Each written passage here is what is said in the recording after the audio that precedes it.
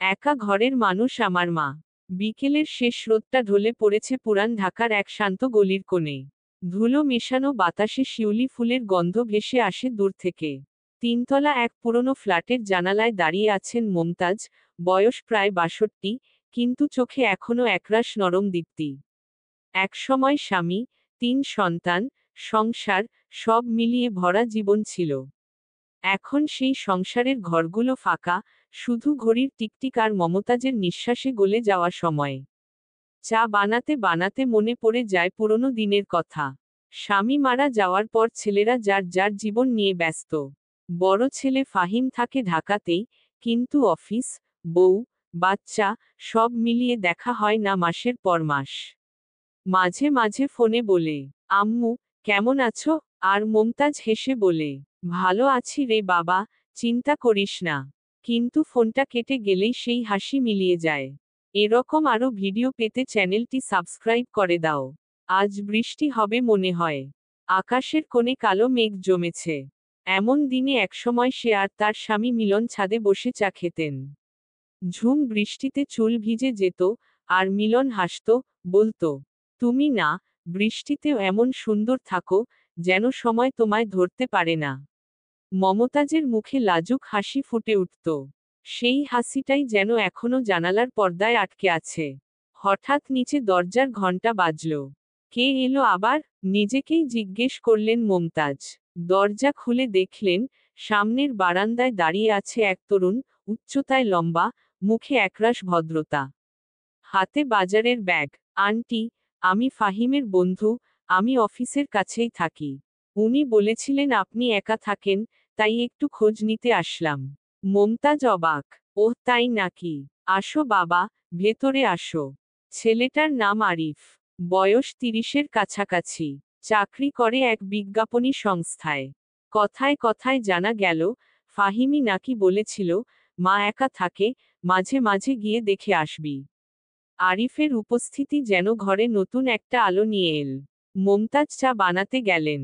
চুলার পাশে বসে ভাবলেন, এই বয়সে এমন করে কেউ খোঁজ নেয়, কতদিন পর যেন মনটা একটু নরম হয়ে গেল। চা হাতে নিয়ে বসার ঘরে এলেন। আরিফ তখন জানালার পাশে দাঁড়িয়ে বাইরে তাকিয়ে আছে। বাইরে তখন হালকা বৃষ্টি শুরু হয়েছে। আন্টি, আপনি একা থাকেন? ভয় লাগে না? ভয় কিসের বাবা? ভয় তো অনেক আগেই মরে গেছে। এখন শুধু সময়টা বাঁচিয়ে রাখি। আরিফ মৃদু হাসল। আপনি খুব শক্ত মানুষ মনে হয়। না বাবা, আমি শুধু ভাঙতে ভাঙতে শিখেছি কিভাবে না ভাঙা যায়। দুজনের কথার মধ্যে অদ্ভুত এক আরাম ছিল। বৃষ্টির শব্দ, গরম চায়ের গন্ধ, আর দুজন মানুষের নিঃসঙ্গতা যেন এক সুতোয় বাঁধা পড়ল। সেই দিন থেকে আরিফ প্রায়ই আসে। কখনো বিকেলে চা খায়, কখনো ছাদের টবে গাছ লাগায়। মমতাজের ঘরটা যেন আবার প্রাণ ফিরে পেল। দেয়ালে পুরনো ছবিগুলোর ধুলো মুছে দিলেন তিনি। ফাহিমের ছোটবেলার ছবি দেখে হেসে ফেলেন, দুষ্টুটা এখন কত ব্যস্ত। একদিন সন্ধ্যায় বিদ্যুৎ চলে গেল। ঘর অন্ধকার। আরিফ মোবাইলের টর্চ জ্বেলে বলল, আন্টি, ভয় পাবেন না। মমতাজ হাসলেন, ভয় তো অনেক আগেই কেটে গেছে বাবা। শুধু নিঃসঙ্গতা কখনো কখনো খুব জোরে ধাক্কা দেয়। আরিফ চুপ করে বসে রইল। জানালার বাইরে বজ্রপাত হলো। অন্ধকার ঘরে সেই আলোয় মমতাজের মুখটা যেন দীপ্ত হয়ে উঠল। বয়সের রেখাগুলোতে লুকিয়ে থাকা এক গভীর সৌন্দর্য। বৃষ্টি থেমে গেলে আরিফ বিদায় নিতে উঠল। দরজার কাছে এসে হঠাৎ থেমে বলল, আন্টি, আপনি জানেন, আপনি হাসলে মনে হয় সময় একটু থেমে যায়। মমতাজ অবাক হয়ে তাকালেন। এই বয়সে কে আর আমার হাসি দেখে বাবা? এই বয়সেই তো হাসিটা সবচেয়ে সত্যি হয়। আরিফ চলে গেলে মমতাজের মনে অদ্ভুত এক অনুভূতি জাগল, নরম, উষ্ণ, অথচ অপরাধবোধহীন। যেন কেউ তার একাকিত্বের ভেতর হাত রেখে বলেছে, তুমি একা নও। সেই রাতটা মমতাজ ঠিকমতো ঘুমাতে পারলেন না। জানালার বাইরে চাঁদের আলো পড়ছে বিছানায়। তিনি ভাবলেন, এই ছেলেটা কেন এত যত্ন করে? হয়তো ফাহিমের মতো ভালোবাসে আমাকে। হয়তো না। তার বুকের ভেতর এক অচেনা স্পন্দন জেগে উঠল। পরের দিন আরিফ এলো না। মমতাজ বারবার জানালা খুলে বাইরে তাকালেন। বিকেল গড়িয়ে সন্ধ্যা হলো। মনে হলো কেউ অনুপস্থিত, কিন্তু ঠিক বোঝা যাচ্ছে না কে। রাতের খাওয়া শেষ করে টিভি চালু করলেন। পুরনো সিনেমা, নায়িকা ছাদের নিচে বৃষ্টিতে নাচছে, নায়ক দূর থেকে তাকিয়ে আছে। হঠাৎ চোখ ভিজে গেল। নিজেকে বললেন, না, এসব বোকামি। আমি তো শুধু একা মানুষ। কিন্তু পরদিন সকালে দরজায় আবার কড়া। দরজা খুলে দেখলেন, আরিফ, হাতে তাজা ফুলের তোড়া। আন্টি, বৃষ্টি ভেজা সকাল দেখে মনে হলো ফুল নিয়ে আসি।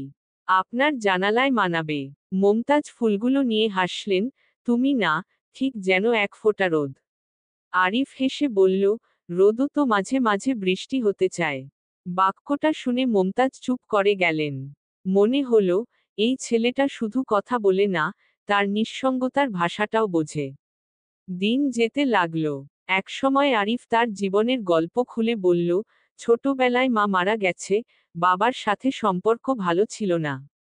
তাই হয়তো মমতাজকে দেখলেই মনে হয়, যেন আমার নিজের মা। মমতাজ শুনে চোখ নামিয়ে রাখলেন। মনে মনে ভাবলেন, হয়তো আমি তার মায়ের মতো, কিন্তু আমার ভেতরে যে অনুভূতিগুলো জেগে উঠছে, সেগুলো কি শুধু মায়ের? সেই প্রশ্নের উত্তর তিনি তখন জানতেন না। শুধু জানতেন, এই ছেলেটি এলে ঘরটা আলোয় ভরে যায়, মনটা শান্ত হয়। আরিফের প্রতিটি আশা, প্রতিটি কথা, প্রতিটি দৃষ্টি, তার নিঃসঙ্গতার মধ্যে নতুন প্রাণের স্পর্শ এনে দেয়। রাতের শেষে জানালার পাশে বসে মমতাজ নিজের ডায়েরিতে লিখলেন, বৃষ্টি এখনো হয়, কিন্তু তার শব্দ আর একাকিত্ব নয়। হয়তো কেউ আছে, যে আমার নীরবতাকে শুনে। বাইরে তখন হালকা বাতাস বইছে, জানালার পাশে রাখা ফুলগুলো নড়ছে আস্তে আস্তে। মমতাজ চা খেতে খেতে হাসলেন। হয়তো এটাই জীবনের দ্বিতীয় বসন্ত। বৃষ্টির সন্ধ্যা মায়ের সাথে। আষাঢ় মাসের দুপুর। আকাশ জুড়ে মেঘের পর মেঘ। গলির মাথায় বর্ষার প্রথম বৃষ্টি পড়তেই মমতাজ জানালার পাশে গিয়ে দাঁড়ালেন। বৃষ্টির গন্ধে ভরে উঠল ঘরটা, মাটি, ফুল, আর পুরনো দিনের স্মৃতি। একসময় এমন দুপুরে তিনি রান্নাঘরে বসে পিঠা বানাতেন। বাচ্চারা পাশে বসে গল্প করত, হাসত, কোলাহল করত। এখন সেই হাসির জায়গা নিয়েছে নিস্তব্ধতা। চুলার ধোঁয়া নেই, কেবল চায়ের কেতলি থেকে বাষ্প উঠছে নিঃশব্দে। ঠিক তখনই দরজার ঘণ্টা বাজল। আন্টি, আমি আরিফ। মমতাজ দরজা খুলে অবাক। আরিফ ভিজে কাপড়ে দাঁড়িয়ে আছে, চুল থেকে বৃষ্টি ঝরছে। হাতে ছাতা, কিন্তু অর্ধেকটাই ভেঙে গেছে। এই বৃষ্টিতে বের হয়েছ? অফিস ছুটি দিয়েছিল, ভাবলাম আপনার সাথে বিকেলটা কাটাই। ভিজে গেছো, চলো, তোয়ালে দিই। আরিফ কিছুটা অপ্রস্তুত। আন্টি, আমি ঠিক আছি। না না, ঠান্ডা লেগে যাবে। এই নাও, গামছা আছে, মুছে নাও। মমতাজ নিজে হাতে গামছা এগিয়ে দিলেন। তার হাত ছুঁয়ে গেল আরিফের আঙুলে। মুহূর্তের জন্য দুজনেই চুপ। বাইরে বৃষ্টির শব্দ আরো জোরে পড়ছে, যেন সময় থেমে গেছে সেই নিঃশব্দ স্পর্শের ভেতর। আরিফ চুপচাপ বসে রইল সোফায়। মমতাজ চা বানাতে গেলেন। চুলায় পানি ফুটছে, আর মনের ভেতর এক অদ্ভুত কাঁপুনি। এই ছেলেটি, যার চোখে অগাধ কোমলতা, কেন যেন তার মনে নরম ঝড় তুলে দেয়। চা নিয়ে ফিরে এসে বললেন, তুমি চিনি বেশি খাও? না আন্টি, আপনি যেমন দেন ঠিক তেমনই ভালো। বৃষ্টির শব্দে দুজনের কথাও যেন ভিজে গেল। মমতাজ জানালার পাশে বসে আছেন, হাতে কাপটা নিয়ে। আরিফ তার পাশে চেয়ার টেনে নিল। আপনি জানেন, ছোটবেলা থেকেই বৃষ্টি আমার খুব প্রিয়। আমারও। তাহলে আজ আমরা একসাথে প্রিয় কিছুর ভেতর বসে আছি। মমতাজ হেসে ফেললেন, চোখে একটু জল জমল, বৃষ্টি আর স্মৃতি মিলেমিশে একাকার। আরিফ হঠাৎ বলল, আন্টি, আপনি জানেন, আপনার চোখে খুব শান্তি আছে। এই বয়সে এমন কথা কেউ বলে না বাবা। বয়স তো শুধু সংখ্যায়। কখনো কখনো একজন মানুষের মধ্যে বয়স নয়, গল্প লুকিয়ে থাকে।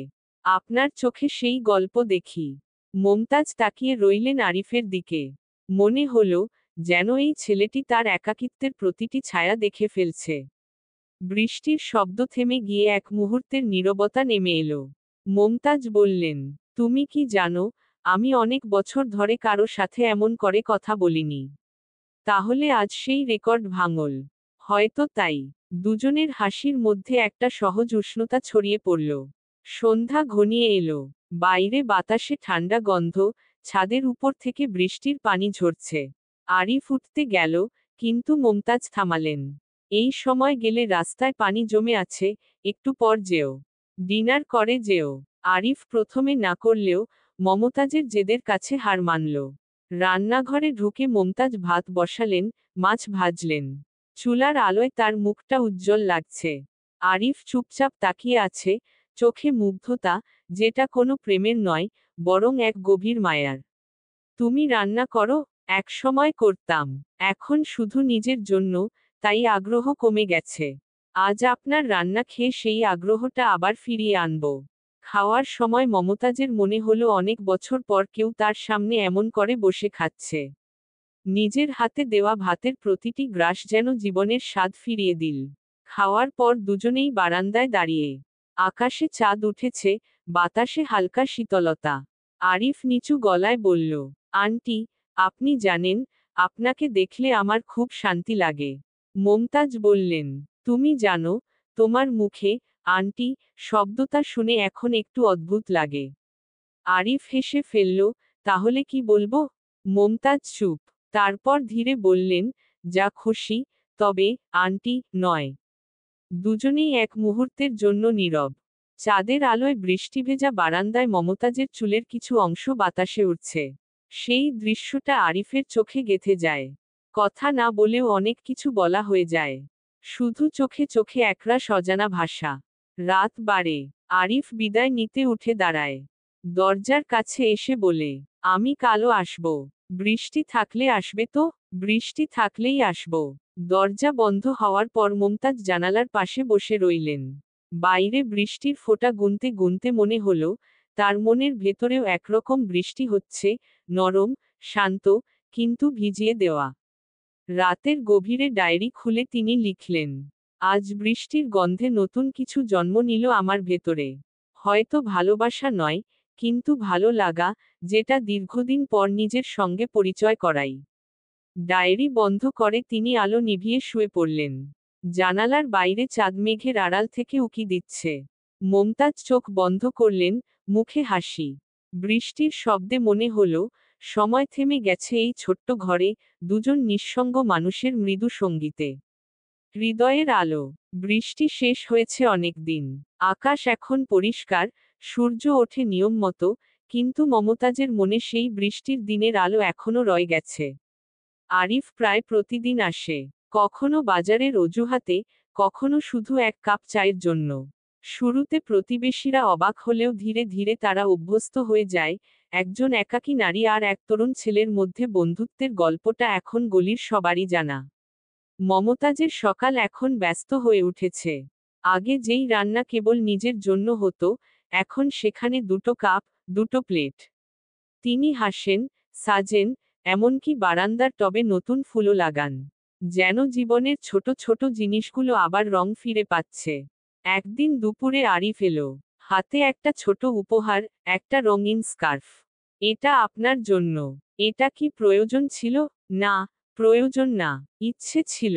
মুমতাজ স্কার্ফটা হাতে নিয়ে হেসে বললেন, বাহ, একদম হালকা নরম কাপড়। মনে হচ্ছে বসন্ত। ঠিক তাই। আপনি যেদিন হেসেছিলেন, সেদিনও এমন হালকা বাতাস বইছিল। মুমতাজ তাকিয়ে রইলেন আরিফের দিকে। কথাগুলো সাধারণ, কিন্তু তার ভেতরে লুকিয়ে আছে অদ্ভুত উষ্ণতা। তিনি বললেন, তুমি খুব সুন্দর কথা বলো। সত্যি বলছি, আন, না, মুমতাজ আপা। এই প্রথমবার সে নাম ধরে বলল। শব্দটা মমতাজের মনে এক অচেনা ঝড় তুলল। এতদিন, আন্টি শব্দের আড়ালে ছিল একটা দূরত্ব, আর আজ যেন সেই দূরত্বটা গলে গেল ধীরে ধীরে। সেদিন তারা একসাথে গল্প করল অনেকক্ষণ। জীবন, সিনেমা, ভালোবাসা, সব বিষয়ে কথা হলো। আরিফ বলল, আপনার জীবনে কি কেউ ছিল যাকে সত্যি ভালোবেসেছিলেন? মুমতাজ একটু থেমে বললেন, ছিল। কিন্তু সময় তাকে নিয়ে গেল। আমি শুধু তার স্মৃতি ধরে রেখেছি। আপনি কি এখনো সেই স্মৃতি নিয়েই বাঁচেন? হয়তো বেঁচে থাকার একটাই কারণ ওটাই। আরিফ ধীরে বলল, তবুও নতুন আলোয় চোখ রাখা দরকার, না? মুমতাজ উত্তর দিলেন না। শুধু জানালার বাইরে তাকালেন, দুপুরের সূর্যালোকে তার মুখে ছায়া পড়ছে। এই নীরবতার ভেতর আরিফ বুঝল, এই মহিলার চোখে এক পৃথিবী লুকিয়ে আছে, যেটা কেউ কখনো খোলার চেষ্টা করেনি। দিন যায়, সম্পর্ক আরো সহজ হয়ে ওঠে। আরিফ কখনো মায়ের মতো যত্ন পায়, আবার কখনো অনুভব করে এক অচেনা টান, যেটা সে নিজেও ব্যাখ্যা করতে পারে না। এক সন্ধ্যায় মমতাজ বলেন, তুমি জানো, বয়স বাড়লে মানুষ একা হয়ে যায় না, বরং নিজের ভিতরেই হারিয়ে যায়। আপনি হারিয়েছেন? হয়তো। তবে এখন মনে হয় একটু খুঁজে পেয়েছি। আরিফ কিছু বলে না, শুধু তার দিকে তাকায়। সেই দৃষ্টিতে কোনো দাবি নেই, কোনো প্রশ্নও নেই, শুধু বোঝাপড়া। রাত নামছে। দুজনেই বারান্দায় বসে। চারপাশে হালকা বাতাস, মশার কয়েল জ্বলছে কোনায়। আরিফ ধীরে বলে, আপনার সাথে সময় কাটালে আমার মনে হয়, আমি নিজেকে খুঁজে পাই। মমতাজ হাসলেন, তুমি বড় কথা বলো। না, সত্যি বলছি। আপনি আমার ভেতরের শান্তিটা ফিরিয়ে দিয়েছেন। মমতাজ কিছুক্ষণ চুপ করে থাকলেন, তারপর বললেন, তুমি আমার ছেলের বয়সী, তবুও কখনো কখনো মনে হয়, তুমি আমার জীবনের শূন্য জায়গাগুলো ভরিয়ে দিচ্ছ। এই কথার পর দুজনেই চুপ। সময় যেন থেমে গেছে। বাতাসে একটা নরম আবেশ ছড়িয়ে আছে। হঠাৎ মমতাজের চোখে জল এসে যায়। আরিফ বলল, আপা, আপনি কাঁদছেন কেন? না না, কাঁদছি না, শুধু মনে হলো, অনেকদিন পর কেউ আমাকে গুরুত্ব দিল। আরিফ তার দিকে হাত বাড়িয়ে দিল, আপনি একা নন। সেই মুহূর্তে মমতাজ বুঝলেন, এই ছেলেটি কেবল অতিথি নয়, সে তার জীবনের আলো হয়ে উঠছে, যে আলো বয়স, সম্পর্ক বা সমাজের কোনো সংজ্ঞায় বাধা নয়। দিন কেটে যায়। আরিফ চাকরির প্রয়োজনে বাইরে যেতে হবে বলে জানায়। মমতাজের মুখে হাসি থাকলেও চোখে লুকানো দুঃখ। তুমি কবে ফিরবে? হয়তো 3 মাস পর। কিন্তু প্রতিদিন ফোন করব। ভালো থেকো। আরিফ বেরিয়ে গেলে ঘরটা আবার নিঃশব্দ হয়ে পড়ে। তবে এবার সেই নীরবতায় ভয় নেই। কারণ, হৃদয়ের ভেতর এখন আলো জ্বলে। যেটা কোনো মানুষের আগমনের নয়, বরং নিজের অনুভবের পুনর্জন্ম। রাতে ডায়েরি খুলে মমতাজ লিখলেন, ভালোবাসা সবসময় আগুন নয়। কখনো কখনো সে শুধু আলো হয়ে আসে, যা ভিতরের অন্ধকারে শান্তি এনে দেয়। শেষ বৃষ্টির পর মায়ের ভালোবাসা। 3 মাস পেরিয়ে গেছে। শহরের গ্রীষ্ম এখন শেষের পথে। বারান্দার টবে লাগানো বেলি ফুলগুলো শুকিয়ে গেছে, কিন্তু জানালার পাশে রাখা সেই রঙিন স্কার্ফটা এখনো আগের জায়গাতেই ঝুলে আছে। মমতাজ এখনো প্রতিদিন সকালে 1 কাপ চা বানান, 2 কাপ। একটা নিজের জন্য, আরেকটা খালি কাপ, যেটাতে কেউ আসে না, তবুও কাপটা রাখেন, যেন মনে হয়, কোনোদিন হয়তো আবার সেই ছেলেটা ফিরে আসবে। ফোন আসে মাঝে মধ্যে। আরিফ বলে, আপা, আপনি কেমন আছেন? মমতাজ বলেন, ভালো আছি রে, তুই কেমন? কিন্তু ফোন কেটে গেলে, ঘরটা আবার নীরব হয়ে যায়। একদিন দুপুরে পোস্টম্যান আসে। হাতে একটা খাম, লেখা আছে, টু মমতাজ বেগম, ফ্রম আরিফ হাসান। ভেতরে একটা ছোট চিঠি আর একটা ছবি। ছবিটায় পাহাড়ের পেছনে সূর্য উঠছে, আরিফের মুখে সেই পুরনো হাসি। চিঠিতে লেখা, আপা, আমি ভালো আছি। নতুন শহর, নতুন কাজ, নতুন মানুষ, সবকিছুই ঠিকঠাক চলছে। কিন্তু প্রতিদিন সকালে চায়ের সময় তোমার মুখটা মনে পড়ে। তুমি বলেছিলে, মানুষ একসময় নিজের ভিতরেই হারিয়ে যায়। আমি এখন বুঝি, আসলে মানুষ হারায় না, শুধু অন্যের ভেতর নিজের একটা অংশ রেখে যায়। আপনি আমার ভেতরে সেই অংশ হয়ে গেছেন। আমি জানি, আমার জায়গাটা হয়তো তোমার জীবনে সামান্য। কিন্তু তোমার দেওয়া সেই হাসিটা, সেই আলোটা আমি চিরকাল বয়ে নিয়ে যাব। যখন বৃষ্টি হবে, জানালার পাশে বসে চা খেও। মনে করো, আমি সেই মুহূর্তেই তোমার পাশে আছি। চিঠি পড়ে মমতাজের চোখ ভিজে গেল। তবে এবার চোখের জল কষ্টের নয়, মিশ্র এক প্রশান্তির। সেদিন সন্ধ্যায় হঠাৎ আকাশ মেঘে ঢেকে গেল। ঝিরঝির বৃষ্টি নামল, ঠিক সেই দিনের মতো। তিনি জানালার পাশে বসলেন, 2 কাপ রাখলেন, একটা নিজের জন্য, একটাতে ধোয়া ওঠা চা, ঠিক আগের মতো। মমতাজ আসতে বললেন, ফিরেছ, তাই না? কেউ উত্তর দিল না, তবুও মনে হলো বাতাসে কেউ হাসছে। বৃষ্টির ফোঁটায় ঝাপসা হয়ে আসা আকাশের নিচে তিনি চোখ বন্ধ করলেন। স্মৃতি, একাকিত্ব, ভালোবাসা, সবকিছু মিশে গেছে সেই মুহূর্তে। তিনি ডায়েরি খুলে শেষবারের মতো লিখলেন, ভালোবাসা মানে পাওয়া নয়। কখনো কখনো সে আসে, আলো ছড়িয়ে আবার হারিয়ে যায়। কিন্তু তার আলোটুকু যদি ধরে রাখতে পারি, তবে জীবনের আর কোনো অন্ধকার ভয়ানক লাগে না। বাইরে বৃষ্টি বাড়ছে, ঘরের ভেতর আলো নিভে আসছে। আর মমতাজের মুখে শান্ত হাসি। যেন দীর্ঘ জীবনের সমস্ত শূন্যতা এই শেষ বৃষ্টির পর ভরে উঠেছে নীরবে, নিঃশব্দে, ভালোবাসার আলোয়। গল্পটা কেমন লাগলো কমেন্ট করে জানাতে ভুলো না।